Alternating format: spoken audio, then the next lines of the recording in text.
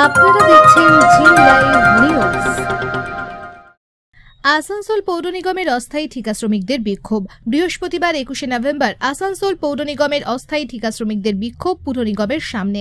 একাধিক দাবিতে আসানসোল পৌর নিগমের সামনে বিক্ষোভ দেখাতে থাকে অস্থায়ী ঠিকা শ্রমিকরা। পিএফ, ইএসআই, ন্যূনতম 15,000 টাকা বেতন, ইউনিফর্ম। অস্থায়ী ঠিকা শ্রমিকদের বেতন 8,000, 8,500 টাকা। বর্তমানে নিত্য প্রয়োজনীয় জিনিসের আকাশছোঁয়া মূল্য বৃদ্ধি, কিভাবে সংসার চলবে, তাই বেতন বৃদ্ধি করতে হবে। এই বিষয় নিয়ে শ্রমিকরা ডেপুটেশন দিয়েছিলেন।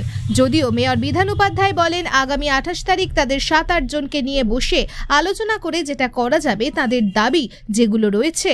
সাহেব বললেন যে 28 তারিখে আমরা 7-8 জনকে আসতে বললেন। তিনি সেখানে বলবেন যে আমাদের নিয়ে কী চিন্তা ভাবনা, যেগুলো আমরা ডেপুটেশন দিয়েছি, পিএফ, পিএসআই 15,000 টাকা আর ইউনিফর্ম, আর আমরা যেগুলো মারা ফারা যায় তো কোনো বেনিফিট আমরা পাই না, সে কথাগুলো বলেছিলাম। তো উনি 21 তারিখে টাইম দিয়েছেন। তো উনি আজকে আবার বললেন যে 28 তারিখে আবার আমরা একটু সময় দিন, আমরা চিন্তা ভাবনা করে আপনাদের বিষয়টা নিয়ে বলবো, এটাই বলেছেন। 28 তারিখে যদি মীমাংসা না হয় কিন্তু আমরা কিছু একটা অন্যরকম ব্যবস্থা করবো, অন্যরকম ব্যবস্থা করবো। আমরা কিন্তু আমরা পাচ্ছি না 8,000, 8,500 টাকা পেমেন্টের সংসার চালাতে পাচ্ছি না, অস্থির হয়ে গেছে একদম। আমরা 15,000 টাকা বলেছি দাদা, আপনাকে আমি হাত জোড় করে বলছি 15,000 টাকা বলেছি একদম। আর কত বলবো বলুন?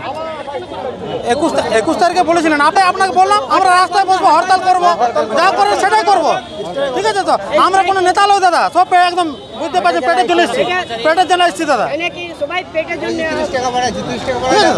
আমার নাম অরুণ বাউরি।